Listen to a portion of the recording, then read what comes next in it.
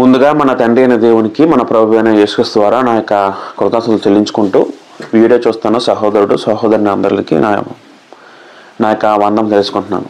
ప్రియులారా, బాగున్నారా? దేవుని యొక్క మహాకృపను బట్టి చిత్తం బట్టి తిరిగి మన రీతిగా కలుసుకున్నాము. అందరి బట్టి మన దేవునికి మనము స్తుతులు చెల్లింపబద్దులమే అన్నాం. ప్రియులారా, మనము దానియేలు గ్రంథంకి వెళ్ళిపోదాం. దానియేలు గ్రంథము 7వ అధ్యాయము.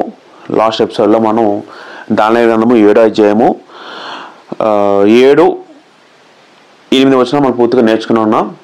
ప్రాముఖ్యంగా 8వ వచనంలో ఒక 4వ జంతువు ఏదైతే కనబడుతుందో 4వ జంతువుకి ఒక 10 కొమ్ములు ఉన్నట్టు చూసాం.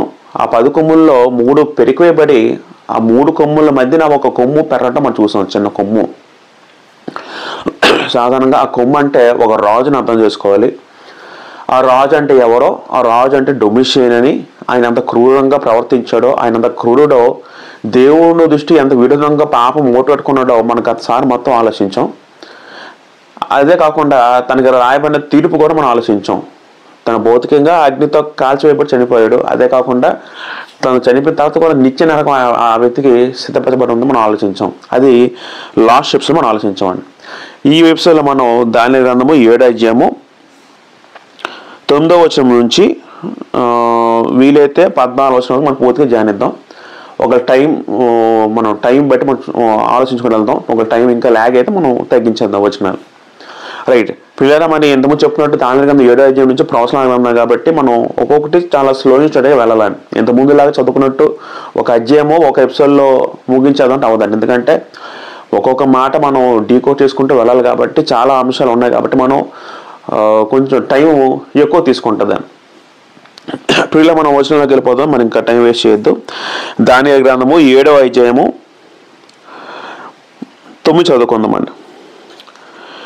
ఇక సింహాసనమును వేయుట చూచితిని, మహావృద్ధుడు ఒకడు కూర్చుండెను.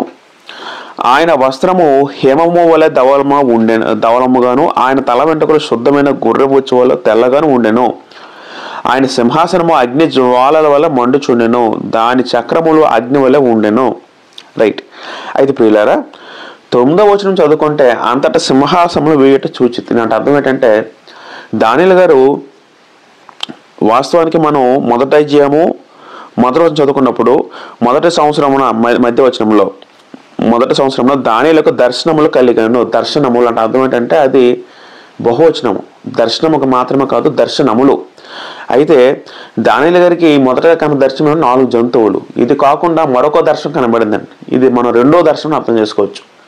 ఆ 2వ దర్శనం మనం ఆలోచించుకుంటూ వస్తున్నాం. మొదటగా ఆలోచిస్తే 2వ దర్శనంలో ఇక సింహాసనములు వేయట చూచితిని అని పదం వాడారండి. 2వ దర్శనం ఏమవుతుందంటే సింహాసనం వేయబడుతున్నాయి, మహావృద్ధుడు ఒకడు కూర్చుండెను అని పదం వాడారండి. ఇప్పుడు 2వ దర్శనంలో ఏది దానియేలు ఏదైతే చూస్తున్నాడో ఇది దేవుని కూర్చున్న దర్శనం. దేవుని కూర్చున్న దర్శనం. ఇక సింహాసనం వేయట చూచితిని అంటే అర్థం ఏంటంటే పిల్లారా, ఒక ప్రదేశం ఉంది. ఇంతవరకు జంతువులు, సముద్రం మధ్య జంతువులు రావడం అవన్నీ చూశాడు. అవన్నీ అయిపోయిన తర్వాత కొత్త దర్శనం. సింహాసనం వేయబడుతున్నాయి, కుర్చీలు వేయబడుతున్నాయి. సింహాసనం అంటే అర్థం ఏంటి? సింహాసనం అంటే అధికారం సూచిస్తుంది.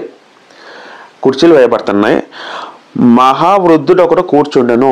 మహావృద్ధుడు ఎవరంటే మహావృద్ధుడు? మహావృద్ధుడు అంటే అర్థం పిల్లారా, మహావృద్ధుడు అంటే ఎప్పటి నుంచో ఉన్న వ్యక్తి, పురాతన కాలం నుంచి ఉన్న వ్యక్తిని మహావృద్ధుడు అనే పదపరికం వాడారండి. వృద్ధుడు అంటే అర్థం ఏంటి? చాలా ముసలి వ్యక్తి. ముసలి వ్యక్తి మనం ఎవరని అంటాం? బాగా ఏజ్ అయిపోయిన వ్యక్తిని ముసలాయన అంటామండి. అంతే కదండి. మహావృద్ధుడు అంటే ఎప్పటి నుంచో ఉన్న వ్యక్తి, ఎప్పటి నుంచో ఉన్నవాడు అనే పదము అది దేవుడికి వాడబడిన పదము. మహావృద్ధుడు అంటే ఇది ఎస్పెషల్లీ ఈ సందర్భాన్ని ఆలోచిస్తే తండ్రి అయిన దేవుడి గురించి వాడబడిన పదము. తండ్రి అయిన యెహోవా దేవుడి గురించి వాడబడిన పదము. పూర్వకాలంలో అంటే అన్యులు కాకుండా మొత్తం యూద మతం కూడా దేవుడిని ఎలా కీర్తించాడు అంటే దేవుడు ఎప్పటి నుంచో ఉన్నవాడు అంటే ఆయన ఆయనకి చాలా ఏజ్ ఉంది అంటే ఈ విధంగా అలంకారంగా వాడబడిన మాట అంటే దేవుడు అంటే చాలా ఎప్పటి నుంచో ఉన్న వ్యక్తి అని వాళ్ళ ఫీలింగ్లో అలా ఉండేవారండి. కానీ మహావృద్ధుడు అంటే అది తండ్రి అయిన యెహోవా దేవుడి గురించి వాడబడిన మాట. ఒక మాట చదువుకున్న పిల్లలు, కీర్తన 92 చదువుకుంటే, కీర్తన 90 కీర్తన అనేది మనం ఆలోచిస్తే 90 కీర్తన మోషే గారు రాశారండి. ఆయన రాస్తూ 90 కీర్తన 2వ చదువుకుంటే, పర్వతముల పుట్టక మునుపు భూమిని లోకమును నీవు పుట్టింపక మునుపు యుగ యుగములో నీవే దేవుడువు అని పదం వాడారని. యుగ యుగములో నీవే దేవుడు అంటే అర్థం ఏంటి? సృష్టి పుట్టక ముందు నువ్వు ఉన్నావు నాయన. సృష్టి పుట్టక ముందు ఎన్నో యుగాల నుంచి ఉన్నావు, ఎన్నో యుగముల వరకు నువ్వు ఉంటావు. కాబట్టి దేవుడు ఆది అంతము లేనివాడు, దేవుడు చావో పుట్టుక లేనివాడు, దేవుడు ఎల్లప్పుడూ ఉండేవాడు, ఉండినవాడు, నిత్యుడు, నిత్యము గలవాడు. కాబట్టి దేవుడికి రాయబడిన పదము మహారుద్రుడు అని పదం. యోబు గ్రంథము 36వ అధ్యాయము 26 చదువుకుంటే, భక్తుడైన యోబు అంటున్న ఒక మాట ఆలోచిద్దాం. యోబు గ్రంథము 36:26 అక్కడ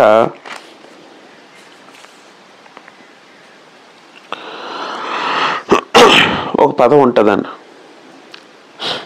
ఆలోచించము, దేవుడు మహోన్నతుడు, మనం ఆయన ఎరుగము, ఆయన సంవత్సరముల సంఖ్య మితి లేనిది. ఆయన సంవత్సరముల సంఖ్య మితి లేనిది అంటే వాస్తవానికి యోబు గ్రంథం 36వ అధ్యాయంలో అది ఎలీహు అంటే యోబు శిష్యుడు ఎలీహు మాట్లాడుతున్న సందర్భంలో ఒక మాట ఏమంటాడు దేవుని గురించి అంటే, ఆ కాలంలో దేవుడి గురించి చాలా మందికి ఒకే అభిప్రాయం ఏముందంటే, దేవుడు ఎప్పటి నుంచో ఉన్నవారు అభిప్రాయం చాలా మంది ఉండేదని. ఒకసారి మళ్ళీ ఆలోచిద్దాం. 36:26 చదువుకుంటే, ఆయన సంవత్సరముల సంఖ్య మితి లేదంటే అర్థం ఏంటి? ఇప్పుడు మనుషులకి సంవత్సరాలు ఉంటాయండి. ఒక వ్యక్తి ఎంతకాలం బ్రతికాడో, ఎంతవరకు ఉన్నాడో, వారికి చరిత్ర ఉంటుంది, కాలం ఉంటుంది. కానీ దేవుడి కాలం ఉండదు అటండి. ఎందుకంటే దేవుడు ఆయన సంఖ్య మితి లేనిది, ఆయన ఎప్పటి నుంచో ఉన్నవాడు అనే పదం అలా అర్థం చేసుకోవాలండి. రైట్. కాబట్టి ఇక్కడ మహావృద్ధుడు, ఇక్కడ మహావృద్ధుడు అంటే ఎవరంటే ఆయన తండ్రి అయిన యెహోవా దేవుడిని అర్థం చేసుకోవాలండి. సేమ్ ప్రియులారా, మనం ప్రకటన గ్రంథం చదువుకుంటే, ప్రకటన గ్రంథం 4వ అధ్యాయంలో తండ్రి గురించి దర్శనం ఉంటుందండి.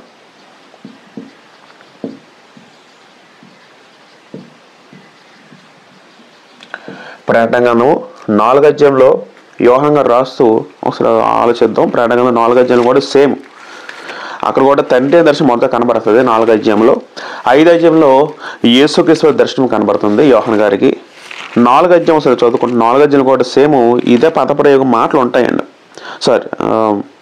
4వ అధ్యాయంలో చూడండి ఒకసారి 2వ చదువుకుంటే, వెంటనే నేను ఆత్మోచడనైతిని, అదిగో పరలోకమందు ఒక సింహాసనం వేయబడి ఉండును, సింహాసనంలో ఒక ఆశీనుడి ఉండెను.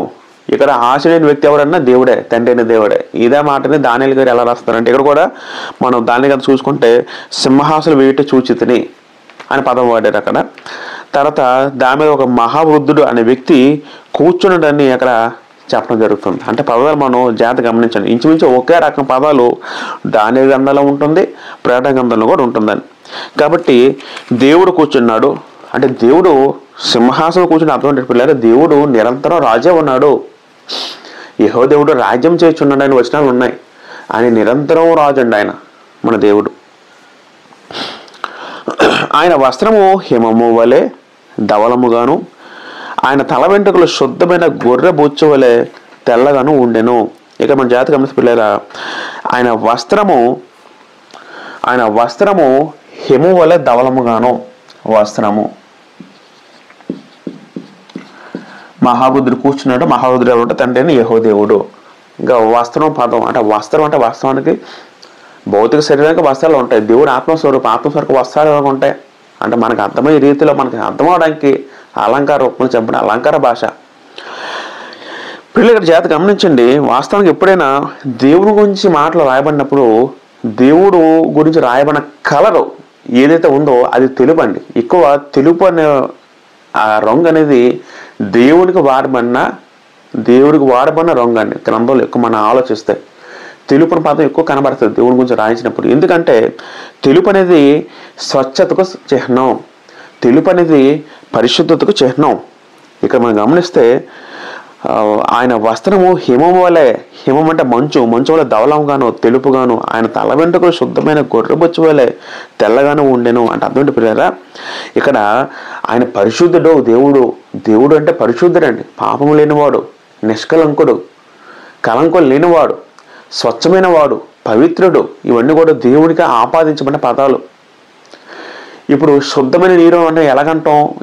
ఇప్పుడు ఏ నీటిలో అయితే రంగు రుచి వాసన లేకుండా శుద్ధంగా ఉంటుందో, స్వచ్ఛంగా ఉంటుందో దాన్ని శుద్ధమైన నీరు అంటాం.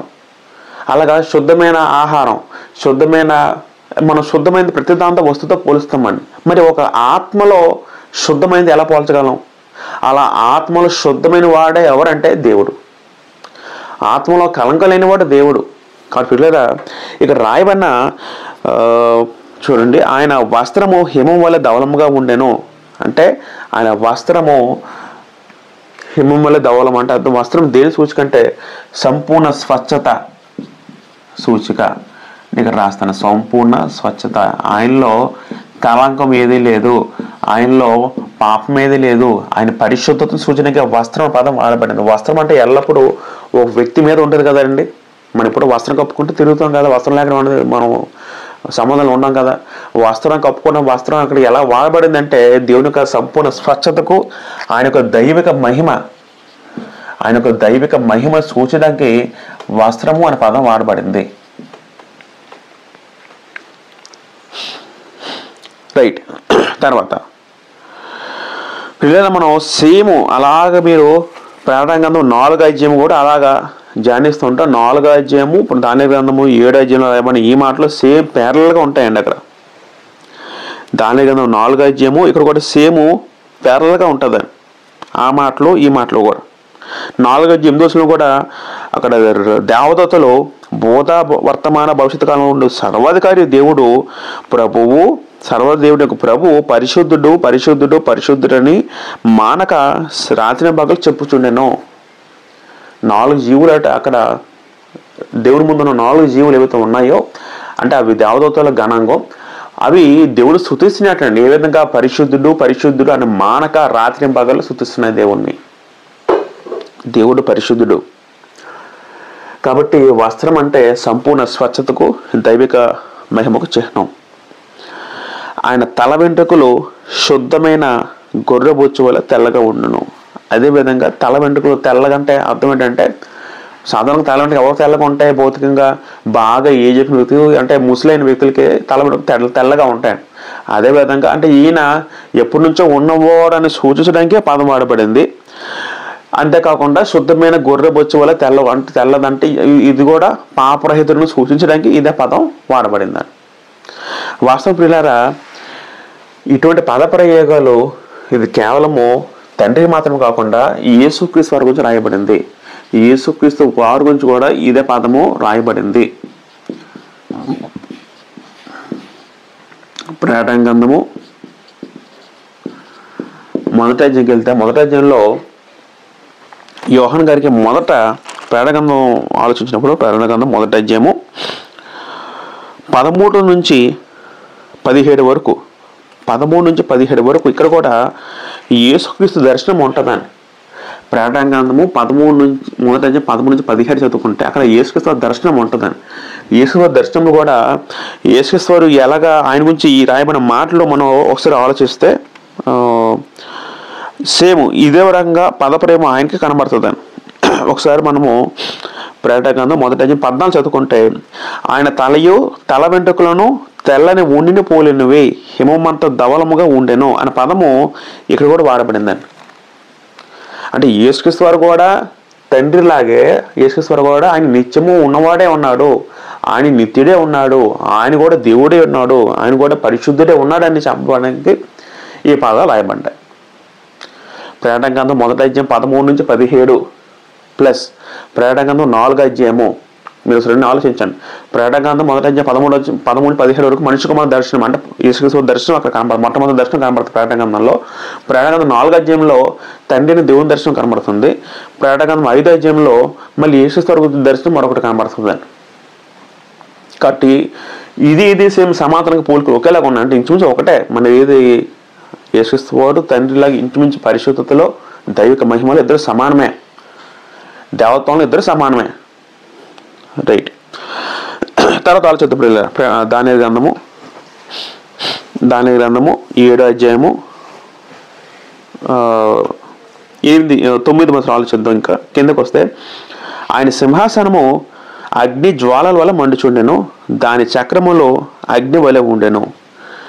ఇక్కడ గమనిస్తే దేవుని సింహాసనం అట అగ్ని జ్వాల వలె మండిచుండెను. ఇక్కడ సింహాసనం అంటే దేని సూచిస్తుందంటే సింహాసనం అనేది దేవుని యొక్క పరిపాలన, దేవుని యొక్క అధికారం సూచిస్తుంది. ఇక్కడ ఆ సింహాసనం కింద అగ్ని జ్వాలు మండుచున్నాయట. ఒకసారి అంతా మీరు మీ పిక్చరైజ్ మీ మైండ్లో తీసుకోండి. ఒకసారి ఒక వ్యక్తి ఆసీనుడే ఉన్నాడు సింహాసనం మీద. ఆయన తల వెంట్రుకలు మొత్తం వస్త్రం కూడా తిల్లుపుగా దాళంగా మెరుస్తూ తెల్లగా ఉంది. తర్వాత ఆయన ఆ సింహాసనం కూర్చుని ఉంటే సింహాసనం కింద అగ్ని జ్వాలలు మండుతూ ఉన్నాయట. ఇంకా ఆలోచిస్తే దాని చక్రములో అగ్ని వలె ఉండెను అంటే ఇక్కడ గమనిస్తే మనకి ఏం అర్థం అవుతుందంటే సింహాసనం ఉంది,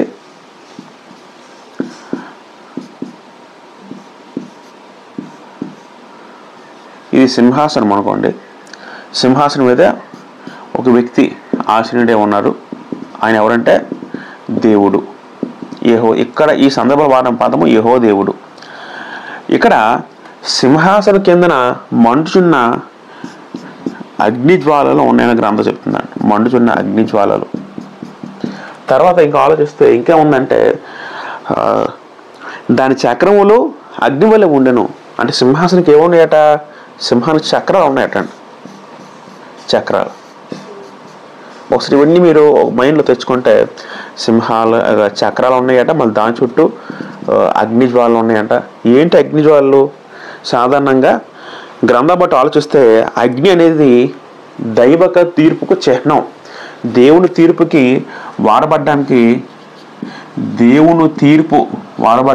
అగ్ని అనే పదం వాడబడుతుంది. దేవుని తీర్పుకు చిహ్నంగా అగ్ని అనే పదం వాడబడుతుందండి. ఎలా చెప్పగలం? ఒక మాట ఆలోచిద్దాం. కీర్తన 18:8 చదువుకుంటే, 18వ కీర్తన 8 చదువుకుంటే,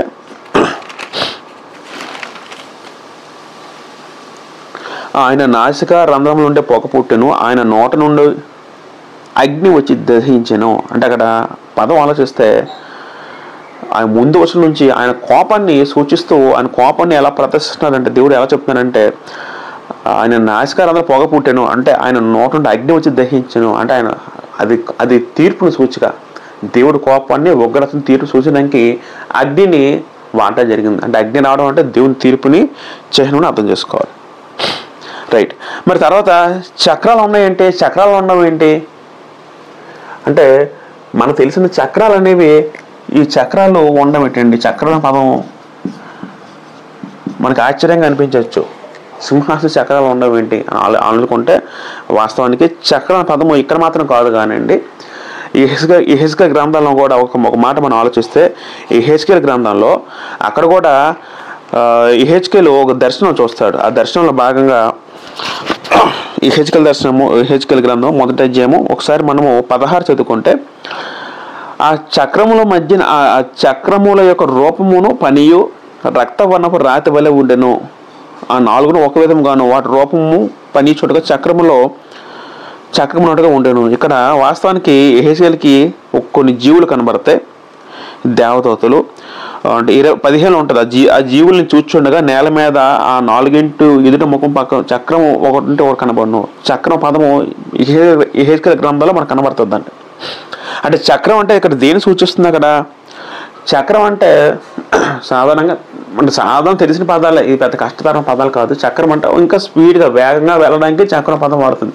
అంటే ఇక్కడ రాయబడి చక్రాలు అనేవి ఎలా అర్థం చేసుకుంటే వేగంగా వచ్చే అంటే అర్థం ఏంటంటే దేవుని తీర్పు వేగంగా వస్తుంది, దేవుడు తొందరగా తీర్పు విధిస్తున్నాడు. దాని అలంకార భాష సూచించడానికి చక్రాల పదం వాడబడింది. రైట్. మళ్ళీ వెళ్ళిపోదాం. దానియేలు గ్రంథము 7వ అధ్యాయము ఇంకా ఆలోచిద్దాం. అగ్ని వంటి ప్రవాహము 10వ వచనంలో ఆయన యుద్ధంలో ప్రవహించడను అంటే అగ్ని ప్రవాహం ఆయన యుద్ధంలో అంటే మనం ఆలోచించాం అది తీర్పు ఇలా అగ్ని ఇలాగ వస్తుంది అని అర్థం చేసుకోండి. దహించి వేసిన అగ్ని వస్తుందని అర్థం చేసుకోండి. తర్వాత 10వ పిల్లల వేవేల కొలది ఆయనకు పరిచారకులు ఉండేది. వేవేల కొలది, వాస్తవానికి వేవేల కొలది అనే పదం మనం ఆలోచిస్తే దీన్ని ఇంగ్లీష్లో ఎలాగనంటే పిల్లలు, అది ఇంగ్లీష్లో థౌజండ్స్, దీని ఇంగ్లీష్లో థౌజండ్స్, వేవేల కొలది అంటే అర్థం ఏంటంటే 1000 × 1000 అని. ఇది అక్షరార్థంగా మనం అర్థం చేసుకుంటే అంటే ఎంత అవుతుంది? ఇంచుమించు 1 మిలియన్ అండి, అంతే కదా.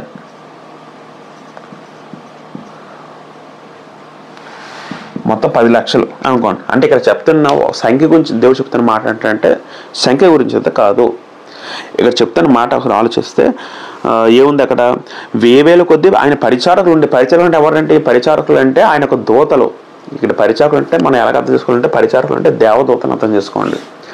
దేవునికి దేవదూత సంఖ్య ఎంత ఉంటుందంటే ఇక్కడ చెప్పండి. అంటే ఫిగరు వేవేల కోలేదు అంటే అర్థం ఏంటంటే అది కేవలం అక్షరార్థం మాత్రం కాదు, కానీ వాస్తవానికి ఎన్నో కోట్ల సంఖ్యలో దేవదూతలు ఉన్నారని ఎక్కడ మాత్రం కాదు. కానీ ప్రకటన గ్రంథము 5వ అధ్యాయము 11, 12 వచనాలు కూడా అక్కడ గ్రంథం అని చెప్తుందని. ప్రకటన గ్రంథము 5వ అధ్యాయం 11 చదువుకుంటే, మరియు నేను చూడగా సింహాసనమును జీవులను పెద్దలను ఆవరించిన అనేక దూతల స్వరం వినబడను, వారి లెక్క కోట్ల కొలదిగా ఉంటేనని ప్రకటన 5:12 ఉంటుందని. అంటే దేవుడికున్న పరిచారకులు దేవదూతలు అనేవారు ఎంతమంది ఉన్నారంటే కోట్ల కొలది మంది ఉన్నారన్నట్టు. వీరందరూ కూడా దేవుని సేవకులు. వాళ్ళందరూ కూడా దేవుని పరిచారకులు అంటే దేవుని సేవకులు దేవదూతలు అంటే. రైట్. ఇంకా మనం ఆలోచిస్తే కోట్ల కొలది మనుషులు ఆయన ఎదుట నిలిచారు. అంతేకాకుండా కోట్ల కొలది మనుషులు, లెక్కలేని మనుషులు, కోట్ల మనుషులు దేవుని ఎదుట నిలిచారు. దేవుని ఎదుట నిలిచారు. ఇది సింహాసనం అనుకోండి, ఈ చుట్టూ కూడా మనుషులు అందరూ కూడా దేవుని చుట్టూ నిలిచారు. అంటే అర్థమైపోయారా? ఒక విషయం మనం గమనించండి. ప్రపంచంలో ఏ మానవుడైనా సరే, వాడు ఎంత గొప్పవాడైనా సరే, వాడు ఎంత గొప్ప అధికారం ఉన్నవాడైనా సరే, ఎంత డబ్బు పరపతి ఉన్నవాడైనా సరే, ఆ వ్యక్తి చనిపోయిన తర్వాత ఖచ్చితంగా దేవుని ఎదుట నిలవబడవలసిందే. ప్రతి ఒక్క మానవుడు దేవుని ఎదుట నుండి తప్పించుకోలేడండి. ప్రతి మనిషి ఏ విధంగా మరణాన్ని తప్పించుకోలేడో అదేవిధంగా ప్రతి మానవుడు కూడా దేవుని ఎదుట ఉండే దాని నుంచి తప్పించుకోలేడు. దేనికంటే కోట్ల కొద్ది మనుషులు ఆయన ఎదుట నిలిచిరి, తీర్పు తీర్చుటకై గ్రంథములు విప్పబడెను. తీర్పు తీర్చుటకై, జాగ్రత్తగా గమనించండి, తీర్పు తీర్చుటకై గ్రంథములు విప్పబడెను అంటే అర్థం ఏంటి? అక్కడ గ్రంథకర్త ద్వారా దేవుడు ఏం సెలవిస్తున్నాడంటే,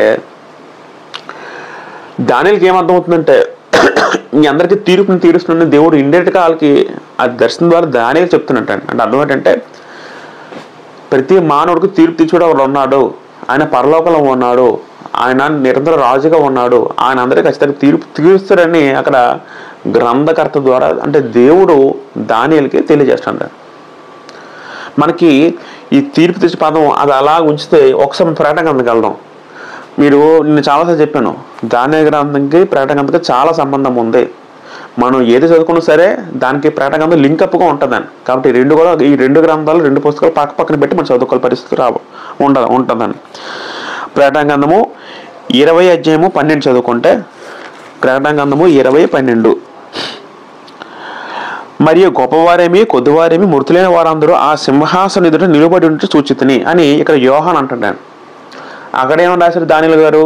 ప్రతి ఒక్కరు ఆయన నిలిచి ఉండని 4 పదం రాశారు. అంటే మీకు ఇక్కడ దానికి లింక్ అయిన వచ్చిన కరెక్ట్గా ఇక్కడ ఉంటుందని. దానియేలు గ్రంథము 7వ అధ్యాయంలో 10వ వచనంలో రాయబడిన మాటకి దాని సరితూగే వచనం ఏదైతే ఉందంటే అది ప్రకటన గ్రంథము 20వ అధ్యాయం 10లో ఉంటుందని. 20వ అధ్యాయము ప్రకటన గ్రంథము 20వ అధ్యాయం 12లో ఉంటుందని. ఆలోచిద్దాం. మరి గొప్పవారేమి కొద్దివారేమి మృతులైన వారందరూ ఆ సింహాసనం నిలిచి చూచితిని, అప్పుడు గ్రంథములు విప్పబడెను, మరియు జీవ గ్రంథమును వేరొక గ్రంథము విప్పబడెను. ఆ గ్రంథములను రాయబడిన వాటిని బట్టి తమ క్రియలు చొప్పున మృతులు తీర్పు పొందిరి. కాబట్టి ఈ గ్రంథం ఏం స్పష్టంగా సెలవిస్తుందంటే ప్రతి ఒక్కరు కూడా దేవుని ఎదుట ఆయన తీర్పు విధించే ముందు ప్రతి ఒక్కరు ఆయన ముందు నిల్చోవాలి విషయం మనకు అర్థం అవ్వాలంటే. ఎందుకంటే అక్కడ మన క్రియలు బట్టి ప్రతి ఒక్కరు కూడా తీర్పు ఉంటుంది. తన క్రియలు బట్టి తీర్పును చూడండి. తమ క్రియల చొప్పున మృదుల తీర్పు పొంది, తమ క్రియల చొప్పున తమ యొక్క పనులు బట్టి, తమ యొక్క వ్యవహారాల బట్టి దేవుడు తీర్పు తీరుస్తాడని గ్రంథం మనకి సెలవిస్తాం. 11 చదువుకుందాం. 11 వచనంలో, అప్పుడు నేను చూచుండగా ఆ కొమ్ము పలుచిన మహా గర్వ మాటల నిమిత్తము వారు ఆ జంతువుని చంపినట్టు కనబడెను. తర్వాత దాని కలెబరము మండుచున్న అగ్నిలో వేయబడెను. మనం ఇంతకుముందు వీడియోలో ఆలోచించాం. గర్వపు మాటలు మాట్లాడుచున్న అప్పుడు నేను చూస్తుండగా ఆ కొమ్ము పలుచిన మహా గర్వపు మాటల నిమిత్తము, ఆ కొమ్ము అంటే ఎస్పెషలీ ఆ సందర్భంలో డొమిషియన్ అంటే చక్రవర్తి, వాడి యొక్క గర్వపు మాటల గురించి వారు ఆ జంతువుని చంపినట్టు కనబడెను. వాడి గర్వ మాట గురించి వాడి నాశనం వాడే తెచ్చుకున్నాడండి. ఎవరి క్రియలకి వాడే బాధ్యుడండి, మనొకరు బాధ్యుడు కాదు. దేవుని దృష్టిలో దేవునికి అసహ్యకరం పాపం ఏంటంటే పిల్లరా, అబద్ధము, విగ్రహారాధన అయితే, వ్యభిచారం అయితే, మరొకటి ఏంటంటే గర్వం అండి. గర్వం అంటే అది దేవునికి అసహ్యకరమైన ప్రక్రియ అండి. అసలు మనం సృష్టించింది దేవుడే, మన కలుగు చేసింది దేవుడే, మనం పోషణ నడిపిస్తుంది దేవుడే. అలాంటిది మనం దేవుడితో గడపడం ఏంటండి. అసలు దేవుడు ఎవరు, మనం ఎక్కడండి. తృణమాత్రపుడు నరుడు అన్నారండి పదం. మనం దేవుని దృష్టికి చాలా చాలా చాలా అల్పులం అండి. అలాంటి మనం దేవుని దగ్గర గడపడడం ఏంటండి, దేవునితో మనం సాటి చేసుకోవడం ఏంటండి. దేవుడు అంటే మహాశక్తిమంతుడు, సర్వాధికారి. అసలు ఒక దేవుని ముందు నలుసైన ఒక చిన్న గ్రహంలో ఒక చిన్న అల్పమైన జీవిగా మనిషి ఉంటే, ఇంత పెద్ద విశ్వాసం సృష్టించిన దేవుడితో మనిషి గర్వ మాట పలకడం ఏంటండి. ఎంత అవివేకం ఆలోచించండి, ఎంత అవివేకం ఆలోచించండి. కాబట్టి వారు జంతువుని చంపినట్టు కనబడాను. తర్వాత దాని కలేవరం మండుచున్న అగ్నిలో వేయబడాను. అంటే మనకి ఏం అర్థం అవ్వాలంటే, దేవుని యొక్క ఉగ్రత ఎవరైతే గర్వంగా ఉంటే వాళ్ళ మీద ఖచ్చితంగా వచ్చింది. ఆన డొమిషియన్ చక్రవర్తి ఆ వ్యక్తి భౌతికంగా అగ్నితో కాల్చబడి చనిపోయాడు తన భార్య ద్వారా. అంతేకాకుండా చనిపోయిన తర్వాత కూడా వారి వరకు నిత్య అగ్ని, సాతానికి వేయబడిన నిత్యాగ్నిలోకి వీడి కూడా వేయబడతారని గ్రంథం స్పష్టంగా సెలవిచ్చిందండి. అంటే వీడి యొక్క తీర్పు డిసైడ్ అయిపోయింది నిత్యాగ్ని అని. మనం ఇంతకుముందు కూడా ఆలోచించాం. ప్రకటన గ్రంథము 20:10 చదువుకుంటే, వారిని మోసపరిచిన అపవాది అగ్ని గంధకముల గల గుండంలో పడివేయబడను. అచట ఆ క్రూర ముఖమును అబద్ధ ప్రవక్తయే ఉన్నారు. వారి యుగములు రాత్రి మగలు బాధింపబడుదురు. ఇక్కడ చూడండి, మోసపరిచిన అపవాది అంటే సాతాను మరియు క్రూరమోగం. ఆ సందర్భంలో క్రూరమోగం డొమిషియన్ చక్రవర్తి, లేకపోతే క్రీస్తు విడుదల ఎవరో పనిచేసిన రాజకీయ అధికారులను అర్థం చేసుకోవచ్చు. అబద్ధ ప్రవక్త వీళ్ళందరూ కూడా మండుచున్న అగ్నిగుండంలో బాధించబడతారు. ఎన్నలా బాధించబడతారట?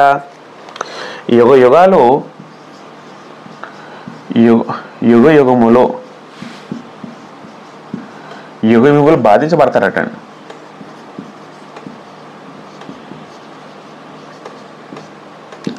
ఈ పదం మనం గుర్తుపెట్టుకుందాం. మళ్ళీ దాని గ్రంథము 7 వెళ్ళిపోదాం. ఇప్పుడు 12 చదువుకుంటే, మిగిలిన ఆ జంతువుల ప్రభుత్వం తొలగిపోయాను. సమయము వచ్చే వరకు అవి సజీవుల మధ్య ఉండవలనని ఒక సమయము ఒక కాలము వాటికి ఏర్పడ్డాయను. తర్వాత పిల్లరా 12వ వచనం చదువుకుంటే, మనం 12వ వచనంలో మిగిలిన ఆ జంతువుల ప్రభుత్వము తొలగిపోయాను అంటే అర్థం ఏంటంటే, వాస్తవానికి యేసు ఉన్నంత వరకు ఉన్న ఏవైతే 4 సామ్రాజ్యాలు ఉన్నాయో, యేసు రాకముందు బబులోను, మాదియా పార్సీకులు, గ్రీకులు, రోమన్స్, వీళ్ళందరూ కూడా ప్రపంచాన్ని వెళ్ళే సామాజిక నేతలు, మామూలు చక్రవర్తులు కాదు. నేను చాలాసార్లు చెప్పాను, మరోసారి చెప్తున్నాను. వాళ్ళు కేవలం పరిపాలించింది ఒక ప్రాంతానికో ఒక దేశానికో మాత్రమే కాదు, వాళ్ళు ప్రపంచంలో వెళ్ళే సామాజిక నేతలు. అయితే రోమన్స్ తర్వాత అది ఇంకా పూర్తిగా నిలిచిపోయిందండి. ఇంకా ప్రపంచం రాజు ఇంకెవరు రాలేదండి. ఇంకా ఆ తరం అయిపోయింది. ఇంకా పాయింట్ ఎలాగ అర్థం అవుతుందా? బబులోను రాజు మొత్తం సర్వలోకాన్ని పరిపాలించాడు. మాధ్య పార్సీకులు సర్వలోకం పరిపాలించాడు. అది రోమన్స్ వరకు కొనసాగుతూ వచ్చింది. తర్వాత రోమన్ తర్వాత మొత్తం అంతమైపోయిందండి. ఇంకా ప్రపంచాన్ని వెళ్ళే రాజు ఇంకెవరు లేరండి. ఇంకా ఇప్పుడు మనకు తెలుసు కదా, ఇప్పుడు అంతా ప్రజాస్వామ్య దేశం మనకు వచ్చింది. ఇప్పుడు మన దేశంలో మన నాయకులు పరిపాలిస్తున్నారు, ఎవరి దేశం వాళ్ళకి నాయకులు ఉన్నారు. అంటే ప్రపంచ నాయకులు ఎవరు లేరండి ఇప్పుడు ఈ కాలంలో. మరి ఉండబోరటండి, మరి ఇంకా ఉండదు. ఇంకా ఆ పాయింట్ మీరు అర్థం చేసుకోండి. ఒకప్పుడు అలా ఉన్నది, ఇప్పుడు అలా ఉండదు. మరి ఇక ఇంకా అంటే ఇక మనం గమనిస్తే మిగిలిన జంతువుల ప్రభుత్వం తొలగిపోయింది. ఇంకా ప్రభుత్వం మరి లేదండి. ఇంకా సమయం వచ్చే వరకు అవి సజ్జుల మధ్య ఉండవాలని ఒక సమయం కాలం వాటికి ఏర్పట్టాయేనో. అంటే అర్థం ఏంటంటే, ఇప్పుడు డొమిషన్ చనిపోయాడు. డొమిషన్ తర్వాత కూడా వాళ్ళకు రాజ్య పరిపాలన కొనసాగింది. ఇంచుమించు 400 సంవత్సరాల వరకు క్రీస్తు శకం పరిపాలింది రోమన్ చక్రవర్తులు. తర్వాత కూడా రాజులు వచ్చారు. అంటే ఈ డొమిషన్ అంత క్రూరుడు అయితే కాదు మిగతా వచ్చిన రాజు. తర్వాత వాళ్ళు కొంతకాలం ఉన్నారు, తర్వాత వాళ్ళు కూడా నిలిచిపోయారు. తర్వాత మళ్ళీ మొత్తం పూర్తిగా ఇంకా రాజ్యాలు ఇంకా ప్రస్తావన లేదు. అందరిని పరిపాలించే ఒక మహాసామ్రాజ్య నేత మరి ఇంకా లేరని అర్థం చేసుకోవాలి. రైట్. ఇప్పుడు మనం 13వ చదువుకుని పిల్లలు 13వ వచనంలో ఇది చాలా ఇంపార్టెంట్ వచనము. ఎక్కువ మంది ఈ వచనం చాలామంది తెలుసు క్రైస్తవులకి. అసలు ఆలోచిద్దాం. రాత్రి కలిగిన దర్శనములో నేను ఇంకా చూస్తుండగా, చూడండి, రాత్రి కలిగిన దర్శనములో ఇంకా పదం గమనించండి. దానికి కాబట్టి ఒక దర్శనం మాత్రం కాదు, దర్శనములో బహువచనం. అంటే మొదట ఒక దర్శనం కనబడింది 4 జంతువులు, మళ్ళీ ఇంకో దర్శనం, ఇదొక దర్శనము, ఇదొక దర్శనము. మొదటి దర్శనంలో ఏం కనబడింది? 4 జంతువులు కనబడ్డాయి. రెండో దర్శనం ఏం కనబడింది? ఒక సింహాసనం మీద మహారుద్రుడు కూర్చున్నాడు, ఆయన మనుషులు కనబడినారు. ఇదొక దర్శనం కనబడింది. తర్వాత ఇది 3వ దర్శనం అనుకోండి, ఈ విధంగా అనుకుంటే, ఎందుకంటే ఇది కంటిన్యూషన్ చెప్తున్నాడు కాబట్టి. దర్శనం చూస్తుండగా ఇప్పుడు మరొకటి దృశ్యం ఏం కనబడిందంటే, అంటే ఇది సెకండ్ దర్శనంలో కంటిన్యూషన్ అనుకోవచ్చు, కంటిన్యూషన్ భాగమే. సెకండ్ దర్శనంలో కంటిన్యూషన్ జరుగుతుంది. దానిలో ఇవన్నీ కనబడుతుంది. పరిశుద్ధాత్మ సహాయంతో దానిలో ఇవన్నీ కూడా చూస్తున్నాడు. ఈ సమయంలో ఏమైందంటే, ఆకాశం మేఘారూఢుడై మనుష్య కుమారుడిని పోలిన ఒకడు వచ్చి అని పదం వాడారు. ఇక్కడ రాస్తాను. ఆకాశ మేఘారూఢుడు ఎవరండి వ్యక్తి? ఆకాశ మేఘారూఢుడే మనుష్య కుమారుని పోలిన ఒకడు. మనుష్య కుమారుడు ఎవరి మనుష్య కుమారుడు? ఈ లోపు దానియేలు గారు దర్శనాలు చూస్తుంటే ఒక మనుష్య కుమారుడు అంటే మనిషిని పోలిన వ్యక్తి. ఎవరి మనిషి కుమారుడు? ఈ మనిషి కుమారుడు ఎవరంటే యేసుక్రీస్తు వారండి. మనిషి కుమారుడు ఎవరంటే యేసుక్రీస్తు వారు. ఈ మనిషి కుమారుడు మేఘారూఢుడే అంటే అర్థం అంటే మేఘములను వాహనంగా చేసుకొని,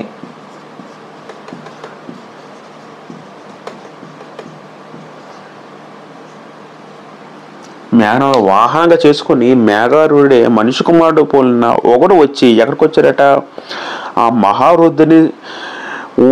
మహావృద్ధుడకు వాని సన్నిధిని ప్రవేశించి ఆయన సముఖమునకు తేబడెను. జాగ్రత్త గమనించండి. ఈ మహావృద్ధుడి సన్నిధిలోకి ఒక వ్యక్తి వచ్చారటండి. ఆ వ్యక్తి మేఘారూఢుడే. అంటే మేఘాలు మనం చూస్తాం కదండి, క్లౌడ్స్ చూస్తాం కదండి. ఈ క్లౌడ్స్లో ఒక వ్యక్తి ఉన్నారట. ఆ వ్యక్తి మేఘారూఢుడే తండ్రిని దేవుని సన్నిధికి వచ్చారటండి. అంటే అర్థం ఏంటి? ఈ సందర్భం ఎప్పటి సందర్భం? ఇది మనం జాగ్రత్తగా అబ్జర్వ్ చేయాలండి. ఇప్పుడు మేఘారూఢుడు, ఆకాశ మేఘారూఢుడు, మనం ఒక పదం ఆలోచిస్తే మేఘాలు అనేవి దేవుని సన్నిధిని సూచిస్తున్నాయి. కీర్తన 104 కీర్తన 3 చదువుకుంటే, కీర్తన ఒకసారి మనం 104 కీర్తన 3వ వచనం ఆలోచిద్దాం. ఇక్కడ 104 కీర్తన 3వ వచనం ఆలోచిస్తే మేఘం గురించి ఒక మాట ఉంటుందండి. జలములలో ఆయన తన గదుల దూలములు వేసి ఉన్నాడు, మేఘమును తన వాహనంగా చేసుకుని గాలి రెక్కల మీద గమనము చేస్తున్నాడు. అంటే దేవుని గురించి వాడబడుతుంది. దేవుడు అట ఆయన ప్రయాణించేటప్పుడు అంటే ఆయన మేఘాలు తన వాహనంగా చేసుకుంటాడట. అది అంటే మేఘముల వాహనంగా చేసుకోవడం అనేది అది దేవునికి చెందిన పదము. అది దేవుని సన్నిధిని సూచించే పదము, దేవుని సన్నిధిని సూచించే పదం. కాబట్టి ఇక్కడ మనం గమనిస్తే ఇది తండ్రి అనే యెహోవా దేవుడికి వాడబడింది, మళ్ళీ యేసు వారు కూడా వాడబడింది. అది అర్థం చేసుకోండి. తర్వాత మనిషి కుమారుడు ఎవరంటే ఆయన యేసుక్రీస్తు వారే. యేసుక్రీస్తు వారు తన భూమి మీద తన పరిచయ కాలంలో తన గురించి తాను మనిషి కుమారుడిని పిలుచుకున్నాడు అని మనకు తెలుసు. చాలా వచనాలు ఉన్నాయి. ఉదాహరణకి మత్తయి సువార్త 24వ అధ్యాయము, మత్తయి సువార్త 24వ అధ్యాయము చూసినప్పుడు 24లో మనం 31 చదువుకుంటాయి. తన మహిమతో మనుష్య కుమారుడును ఆయనతో కూడా సమస్త దూతలు వచ్చినప్పుడు, అంటే రెండోసారి తీర్పు విధించినప్పుడు మనుష్య కుమారుడు యేసుక్రీస్తు వారు తనకు తాను మనుష్య కుమారుడు అని చెప్పుకున్నాడు. అంటే ఇక్కడ మనుష్య కుమారుడు ఎవరంటే ఆయన యేసుక్రీస్తు వారు మనకు అర్థం అవ్వాలండి. రైట్. అంటే యేసుక్రీస్తు వారు ఆయన మనిషిగా పుట్టాడు కాబట్టి మనిషి కుమారుడు పదం వాడబడింది. మనిషిగా పోలికలో ఉన్న యేసుక్రీస్తు వారు మేఘారూఢుడై మహావిధుల సన్నిధిలో ప్రవేశించి, ఇప్పుడు మనం ఈ సందర్భం ఎప్పుడుతో ఆలోచించాలి. యేసుక్రీస్తు వారు ఎప్పుడు ప్రవేశించాడు మేఘారూఢుడై దేవుని సన్నిధిలో? వాస్తవానికి ఇక చెప్పని సందర్భం అంటే అప్పటికే యేసుక్రీస్తు వారు భూమి మీదకి వచ్చి ఉండాలి. ఎందుకంటే మనిషి కుమారుడు వచ్చాడంటే ఆయన భూమి మీద పుట్టాడు కాబట్టి మనిషి కుమారుడు తిరిగి రావడం జరుగుతుంది. కాబట్టి మొదట మనం గమనించవలసింది ఏంటంటే ఆయన అప్పటికే భూమి మీద ఉన్నాడు విషయం మనకు అర్థం అవ్వాలి. ఆయన అప్పుడు పరలోకం లేడు. యేసుక్రీస్తు వారు భూమిలోకి రాకముందు పరలోకం ఉన్నాడు. అయితే పరలోకం నుంచి భూలోకం వెళ్ళిన విషయం మనకు అర్థం అవుతుంది. అయితే భూలోకం నుంచి ఆయన పరలోకంకి ఆరోహిస్తున్న సందర్భంలో రాయబడిన మాట. ఆ సందర్భం ఎప్పుడు సందర్భం ఆలోచిస్తే మనకి ఇంకా ఆ కింద వచ్చిన ఆలోచిస్తే 14 సకల జనులను రాష్ట్రములను ఆయా భాషలు మాట్లాడేవారును ఆయన సేవించిన ప్రభుత్వము మహిమయు ఆధిపత్యమును ఆయనకి ఇవ్వబడెను అని పదం ఉంటుంది. ఈ రెండు పదాలు చాలా ఇంపార్టెంట్. మొదటగా మనకు అర్థమవుతున్న విషయం ఏంటంటే యేసు వచ్చిన వెంటనే ఆయనకి అధికారం ఇవ్వబడిన విషయం మనకు అర్థమవుతుంది. ఆయన సేవించినట్లు ఆయనకి మహిమయు ప్రభుత్వము ఆధిపత్యం ఆయనకి ఇవ్వబడెను అంటే అర్థం ఏంటి? యేసు ప్రభు భూలోకం నుండి మేఘారూఢుడై పరలోకంకి వచ్చాడు. పరలోకి వచ్చిన తర్వాత తండ్రి అయిన దేవుడు మొత్తం సమస్త అధికారం ఎవరికి ఇచ్చారంటే యేసుక్రీస్తు వారికి ఇచ్చారట. ప్రకటన గ్రంథము ఇప్పుడు 5 అధ్యాయం చదువుకుంటే 5 అధ్యాయం కూడా అక్కడ చూడండి సమాంతరంగా ఉన్న వచనాలు మీకు చెప్తున్నాను. ప్రకటన గ్రంథం 5 అధ్యాయంలో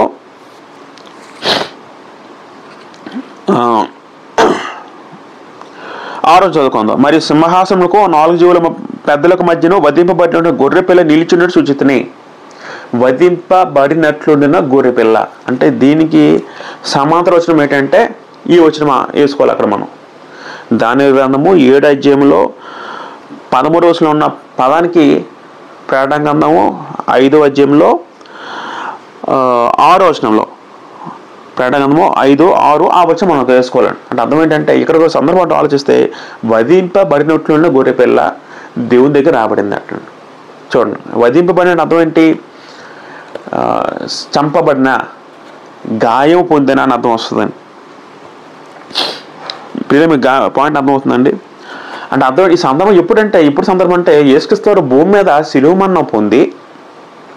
మరణం పొందిన తర్వాత తండ్రి దగ్గరికి వెళ్ళినప్పుడు అక్కడ జరిగిన సందర్భం అండి అంతా కూడా.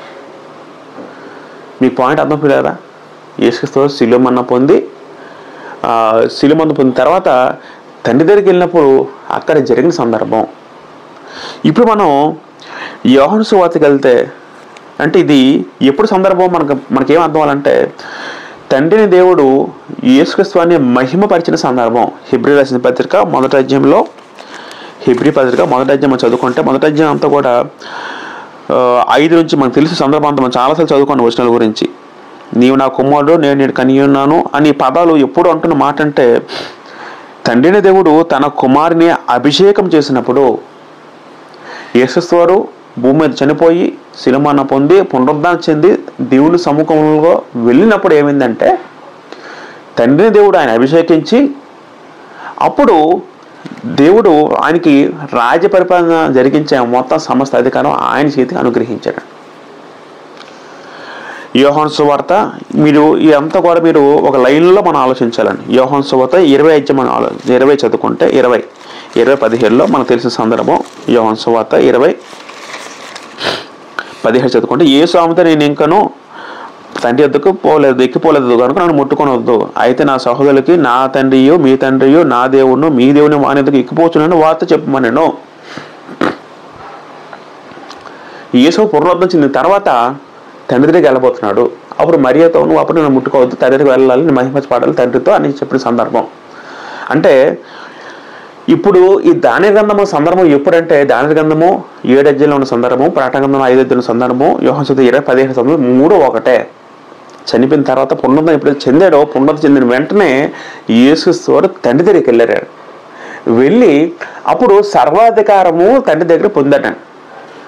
సమస్త అధికారము తండ్రి దగ్గర పొంది మళ్ళీ తిరిగి శిష్యుల దగ్గరికి వచ్చి మళ్ళీ వాళ్ళతో 40 రోజులు ఉండి చివరాఖరి రోజుల్లో మత్తయి సువార్త 28 ఆలోచిస్తే, మత్తయి సువార్త 28 అధ్యాయం చివరాఖరి మాట మనం ఆలోచిస్తాం. అంటే ది గ్రేట్ కమిషన్ అంటాం కదండి, చివరాఖరి మాట అంటే పరలోకం తిరిగి వెళ్ళిపోతున్నప్పుడు మత్తయి సువార్త 28 ఆలోచిస్తే అక్కడ 18వ వచనంలో పరలోకమందును భూమి మీద సర్వాధికారం ఈబడి ఉంది. ఎప్పుడు ఈబడి ఉంది అక్కడ? ఈ పదాలు జాగ్రత్త గమనించండి. ఎప్పుడైతే యేసుక్రీస్తు మహాఉద్యోగ సన్నిధి ప్రవేశించాడు అప్పుడు ఆయనకు అధికారం ఇవ్వబడిందండి, సర్వాధికారం ఇవ్వబడింది. పరలోకం మీద భూమి మీద సర్వాధికారం యేసుక్రీస్తు వారికి ఇవ్వబడింది. ఈవెన్ తర్వాత మళ్ళీ తిరిగి మొదటిసారి వెళ్ళినప్పుడు తిరిగి మళ్ళీ భూమి మీదకి వచ్చాడు. వచ్చిన తర్వాత అపోస్తల కార్యం మొదటి అధ్యాయం తిరిగేస్తే, ఇప్పుడు అపోస్తల కార్యములు మొదటి అధ్యాయం తిరిగేస్తే, మొదటి అధ్యాయం 9 చదువుకుంటే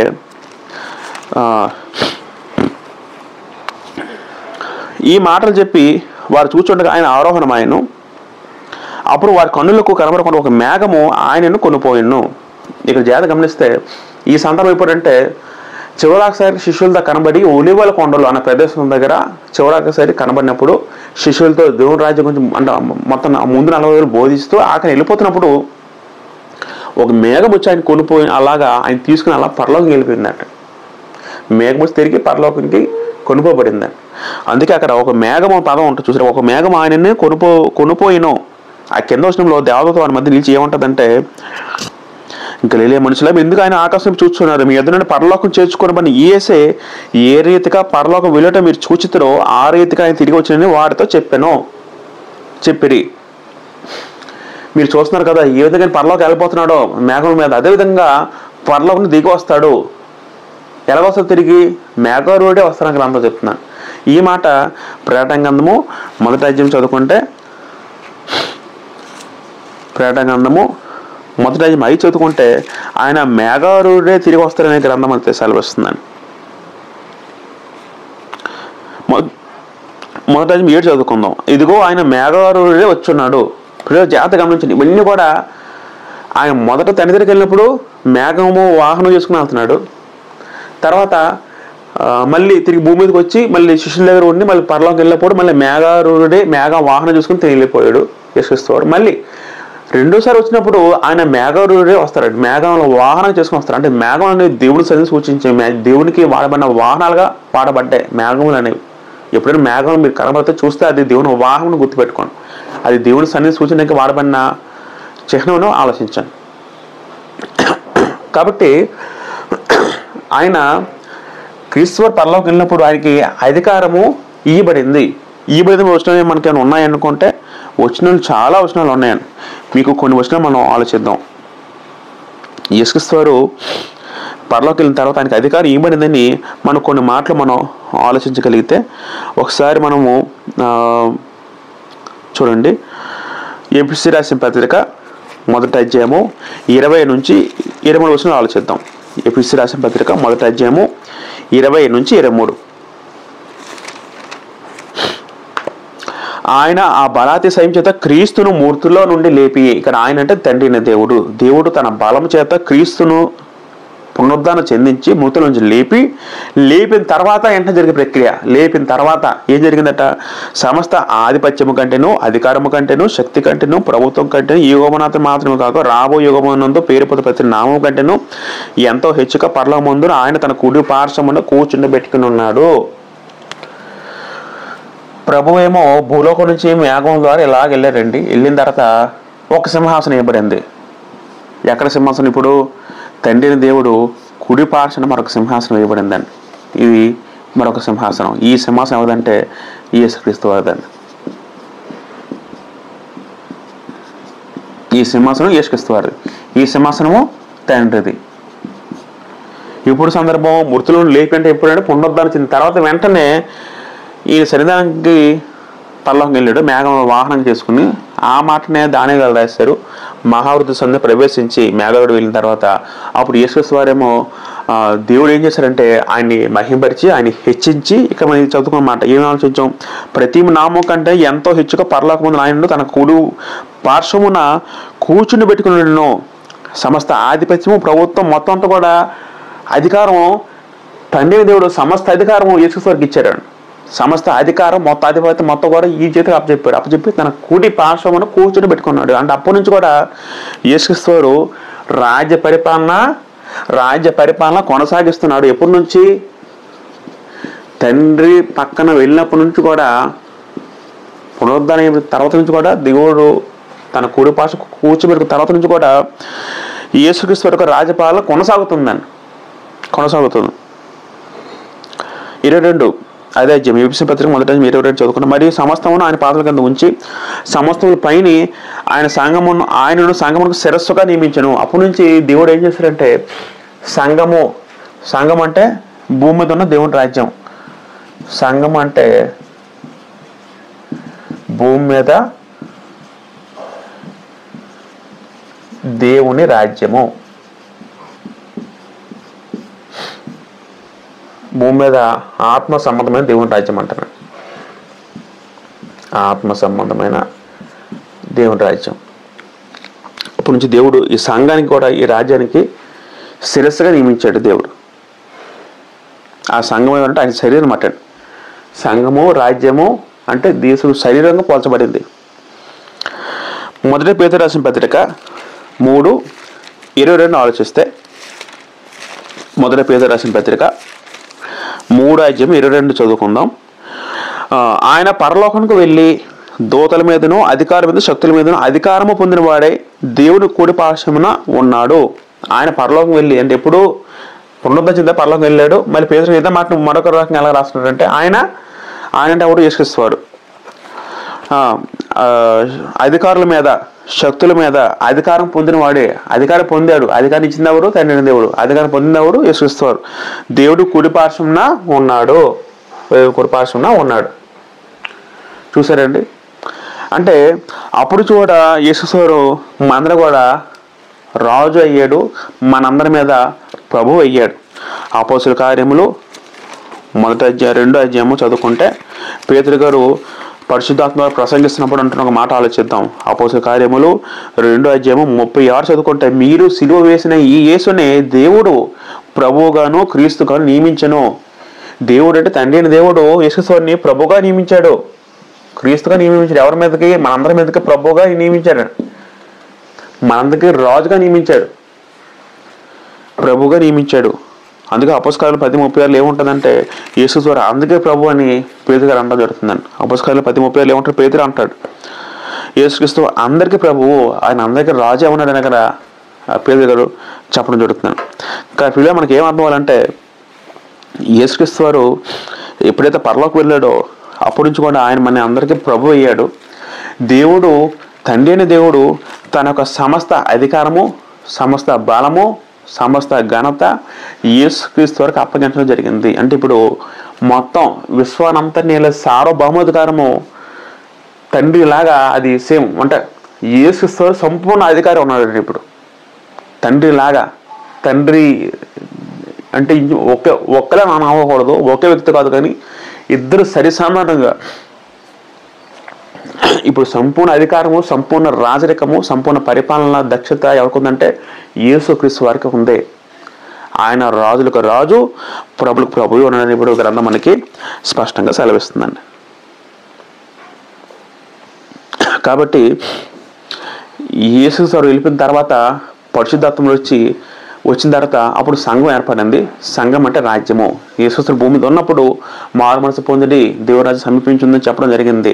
ఆయన చనిపోయిన తర్వాత, ఆయన చనిపోయి వెళ్ళిపోయిన తర్వాత పరిశుద్ధాత్మలు వచ్చిన తర్వాత అప్పుడు రాజ్యం వచ్చిందండి. రాజ్యము దేవురాజ్యం వచ్చేసింది, ఇంకా రాబోతుంది అనేవాళ్ళు చాలా మంది ఉన్నారు ప్రపంచంలో. అది తప్పు. వాక్యానుసారం చదువుకుంటే దేవుని రాజ్యం వచ్చేసింది. ఒకసారి ప్రకటన గ్రంథము 1 అధ్యాయం 9 చదువుకుంటే యోహాను యోహాను శిష్యుడు తన గురించి చెప్పుకుంటూ ఒక మాట అంటాడు. ఏంటంటే యోహాను సువార్త 1:9 చదువుకుంటే, మీ సహోదరుడును యేసును బట్టి కలుగు శ్రమలోను రాజ్యములోను సహనంలోను పాలువాడునైన యోహాను నేను అంటానండి. అక్కడ జాగ్రత్త గమనించండి. యేసుని అంటే యేసు బట్టి శ్రమలో నేను పాలువాడును, రాజ్యంలో పాలువాడును అంటే రాజ్యంలో నేను ఉన్నాను అంటున్నాడు. రాజ్యంలో ఉన్నాడు అర్థం, అప్పుడు రాజ్యం వచ్చినట్టు అర్థం కదా. తర్వాత హెబ్రీ పత్రిక 12:20 చదువుకుంటే, హెబ్రీ పత్రిక 12:20 చదువుకుంటే, అందువల్ల మనం నిశ్చయమైన రాజ్యమును పొంది అనే పదం ఉంటుందండి. భక్తులు దృష్టిస్తూ పౌలు గారు రాస్తారు కదా, అందువల్ల మనము నిశ్చయమైన రాజ్యము పొంది ఉన్నాం, పొందేసాం అంటున్నాడు. ఏంటి రాజ్యం అది? ఆ రాజ్యమే సంఘము, రాజ్యమే దేవుని రాజ్యమే క్రీస్తు శరీరము. కొలస్సీ రాసిన పత్రిక 1:13 చదువుకుంటే ఈ మాట మనం చాలాసార్లు చదువుకున్నామండి. కొలస్సీ పత్రిక 1:13, ఆయన వాళ్ళ అంధకార సంబంధం అధికారులు విడుదల చేసి తాను ప్రేమించిన తన కుమారుని యొక్క రాజ్య నివాసులుగా చేశాను అంటాడు. అంటే తండ్రి దేవుడు తన కుమారుని రాజ్య నివాసం వాళ్ళు చేశాడు. ఎప్పుడు చేశాడు? అంతా కూడా యేసు చనిపోయిన తర్వాత ఇవన్నీ జరిగిన ప్రక్రియ. కాబట్టి సమస్త పరిపాలన అధికారము తండ్రిని దేవుడు తన మొత్తం అధికారం కూడా యేసుక్రీస్తు వారికి ఇవ్వడం జరిగింది. అప్పటి నుంచి కూడా యేసుక్రీస్తు మొత్తం ప్రపంచాన్ని, భూమిని, పరలోకాన్ని ఏలే రారాజుగా ఉన్నాడు. ఇప్పటికీ ఆయన రాజు కొనసాగుతున్నాడు, అంతవరకు కొనసాగుతాడు, యుగాంత వరకు కూడా ఆయన కొనసాగుతాడు. మళ్ళీ ఎప్పుడైతే రెండో అక్కడ వస్తుందో, రెండో అక్కడ వచ్చినంత వరకు కూడా యేసుక్రీస్తు యొక్క యేసుక్రీస్తు వారి యొక్క రాజ్య పరిపాలన కొనసాగుతుంది. ఆయనే మనకి రారాజు, ప్రభుగా ఉంటాడు. అయితే యుగాంతం వచ్చిన తర్వాత ఇప్పుడు మనం గమనిస్తే రెండోసారి యేసుక్రీస్తు వచ్చిన తర్వాత ఇప్పుడు ఏమవుతుందంటే, యేసుక్రీస్తు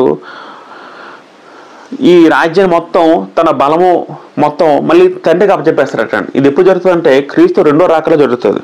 1 కొరింథీ రాసిన పత్రిక 15:24 చదువుకుంటే, ఇది కూడా ఇంపార్టెంట్ వర్స్. 1 కొరింథీ 15:24 చదువుకుంటే 15:24 ఏముంటుందంటే అక్కడ, అటు తర్వాత ఎప్పుడంటే క్రీస్తు వచ్చినప్పుడు, ముందు వచ్చినప్పుడు ఆయన తర్వాత క్రీస్తు వచ్చినప్పుడు పదం ఉంటుందండి. క్రీస్తు వచ్చినప్పుడు అర్థం ఏంటంటే రెండోసారి వచ్చినప్పుడు, అటు తర్వాత ఆయన సమస్తమైన ఆధిపత్యమును సమస్త అధికారమును బలమును కొట్టివేసి తన తండ్రిని దేవుడికి రాజ్యం అప్పగించును. అంటే అర్థం ఏంటంటే యేసుక్రీస్తు రెండోసారి వచ్చినప్పుడు ఈ సమస్త రాజ్యము బలము కొట్టివేసి రాజ్యం ఎవరి చేతికి వెళ్తే, మొదట తండ్రి ఆ రాజ్యాన్ని కుమారుడికి అప్పగిస్తే, తర్వాత కుమారుడు తండ్రికి ఆ రాజ్యం తిరిగి అప్పచెప్తారటండి. రాజ్యం తిరిగి మళ్ళీ తండ్రికి అప్పచెప్తారటండి. ఎప్పుడు జరుగుతుంది అది? క్రీస్తు రెండు రకాల తలతో జరుగుతుందండి. అది రెండు రకాల అప్పుడు జరుగుతుందండి. అప్పుడు అంతము వచ్చును. 20 చదువుకుంటే, ఎందుకనగా తన శత్రువులందరినీ తన పాదముల కింద ఉంచుటకు ఆయన రాజ్య పరిపాలన చేస్తుండే వాళ్ళను. యేసుక్రీస్తు రాజ్య పరిపాలన జరిగిస్తారు. ఎంతవరకు? 2 రకాల వరకు రాజ్య పరిపాలన జరిగిస్తారండి. అప్పుడు రాజ్యం అంతా కూడా మళ్ళీ తండ్రికి ఇచ్చేస్తారటండి. ఇలా రాజ్య పరిపాలన ఈయన చెయ్యాలి. శత్రువులందరినీ ఇప్పుడు తండ్రి ఏం చేస్తారంటే, క్రీస్తు కూడా శత్రువులందరూ కూడా తన పాదపీటలో ఉంచే ప్రక్రియ తండ్రిదండి. ఇప్పుడు ఈ పదం జాగ్రత్తగా అర్థం చేసుకోవాలండి, ఈ పద ప్రయోగాలన్నీ కూడా. రైట్, దాని గ్రంథం వెళ్ళిపోదాం. దాని గ్రంథము 7 వెళ్ళిపోతే 14 చదువుకుందాం. సకల జనులను రాష్ట్రములను ఆయా భాష మాట్లాడేవారును ఆయన సేవించినట్లు ప్రభుత్వము మహిమ ఆధిపత్యం ఆయనకి ఇవ్వబడును. ఇక నుంచి యేసుక్రీస్తు వచ్చి వెళ్ళిన తర్వాత నుంచి ప్రతి ఒక్క మనుషుడు, వాడు ఏ ప్రాంతం చెందినవాడైనా సరే, వాడు ఏ భాష మాట్లాడేవాడైనా సరే, ప్రతి రాష్ట్రము, ప్రతి దేశం, ప్రతి ప్రాంతం, ప్రతి ఒక్కరు కూడా ఆయనను సేవించినట్టు ఇప్పుడు మనంతా కూడా యేసుక్రీస్తుని సేవించాలి. ఆయన ప్రభువుని నమ్మాలి, ఆయన రాజుని విశ్వసించాలి. మన నోటితో ఆయన ప్రభువుని ఒప్పుకోవాలండి. అది ప్రతి ఒక్క మనుషుడు, మానవుడు చేయవలసిన ప్రక్రియ. తర్వాత ఆయన ప్రభుత్వము శాశ్వతమైనది, అది ఎన్నటికైనా తొలగిపోదు. ఆయన రాజ్యము ఎప్పుడూ నైదము కాదు. ఇక్కడ నుంచి మనం ఏం ఆలోచించాలంటే, దేవుని రాజ్యం ఏదైతే ఉందో అది ఎల్లప్పుడూ ఉండేది. ఇప్పుడు బబులోను వాళ్ళు వచ్చారు, వారు రాజ్యం కొనసాగింది ఎంతవరకు? కొంతకాలమే. మాదీయులు వచ్చారు, వాళ్ళకి రాజ్య పరిపాలన కొనసాగింది. వాళ్ళు ఏమనుకున్నారంటే, రాజ్యపరిపాలన జరిగినప్పుడు మేము నిరంతరం ఉండిపోతాం. వాళ్ళు ఇచ్చి 2 సంవత్సరాలు పరిపాలించారు. మాదే పాలసీ కదా, 2 సంవత్సరాలు పరిపాలించారు. అయితే వాళ్ళు పరిపాలించినప్పుడు వాళ్ళ దృష్టి ఏముంటుందంటే, మేము నిరంతరం ఏమేమి ఉంటాము రాజులో అన్న భావన వాళ్ళు ఉంటారు. కాకపోతే వాళ్ళకి ఏమర్థమైన విషయం ఏంటంటే, వాళ్ళంతా కూడా సామంత రాజులే. అంటే కొంతకాలం పనిచేసి వెళ్ళిపోయిన రాజులు తప్ప పరిపూర్ణ రాజులు ఎవరు లేరండి. పరిపూర్ణ సర్వాధికార రాజు ఎవరంటే దేవుడే. ఆయన రాజ్యం శాశ్వతమైంది. ఆయన రాజ్యం నిరంతరం నిలుస్తున్న గ్రంథం మనకు స్పష్టంగా సెలవిస్తుంది. మళ్ళీ ఆయన రాజ్యం ఎప్పుడు కూడా లయం కాదు. అంటే అర్థం ఏంటంటే ఇప్పుడు కొత్త నిబంధనలో దేవుని రాజ్యం అంతటి సంఘం. ఈ సంఘంలో ఎవరైతే ప్రవేశిస్తారో సంఘం అంటే దేవుని రాజ్యం. దేవుని ఎవరైతే ప్రవేశిస్తారో వాళ్ళకి ఈ రాజ్యం ఇంకా లయం కాదు, ఏమో వాళ్ళు జీవిస్తారు. మనకేం అర్థమైందంటే దేవుని రాజ్యం నిరంతరం ఉంటుంది. అది నిరంతరం ఉండే రాజ్యము, లయం కాని రాజ్యము అనే విషయం మనకు అర్థం అవ్వాలి. దాని దగ్గరికి ఏమర్థమైందంటే తన కాలం 2 రాజ్యాలు చూశాడు. కాకపోతే ఆయన 2 సర్వలోకమైన రాజు అయినప్పుడు కూడా దేవుడి రాజ్యం నిరంతరం ఉంటుంది. దేవుడు సర్వాధికారి అయిన దేవుడు అలా ఉంటాడు, నిరంతరం ఉంటాడని దానికి అర్థమైందని. కాబట్టి దీని ద్వారా మనం ఏం నేర్చుకోవచ్చండి పిల్లారా? ఈ లోకంలో మనకి పిలువబడుతున్న అధికారులు రాజులు ఎంతమంది ఉన్నప్పుడు కూడా దేవుడే నిజమైన వాడు, ఆయన కుమారుడు తీసుకొస్తే నిజమైన రాజులుగా ఉన్నారు. కాబట్టి మనం దేవుని రాజులో సభ్యులైతే మన జీవితం ధన్యం అవుద్దండి. దేవుని రాజ్యం అంటే అర్థం అంటే సంఘం. మన సంఘంలో చేరి మన ప్రభు నిరంతరం యేసు వారు నా ప్రభు అని మనం ఆ ప్రభువు సేవిస్తూ మనం నిరంతరం మనం జీవిస్తే ఈ భూమి మీద. తర్వాత ప్రభు వచ్చి మనందరం కూడా సంఘం ఇది ఎత్తబడి మనందరం కూడా అలా సంఘాన్ని పరలోకం తీసుకెళ్తారు. కనుక ఈ మాటలు మీరన్నీ కూడా మీరు ఒకసారి ధ్యానించండి, మీరు కూడా మీరు క్షుణ్ణంగా పరిశీలించండి. ఇంతవరకు వాక్యం ఓపిక ఉన్న సౌకర్యం మరొకసారి నాకు వందం తెలుసుకుంటున్నాను. ప్రభు చిత్తం అయితే మనం మరొక ఎపిసోడ్లో మనం కలుసుకుందాం.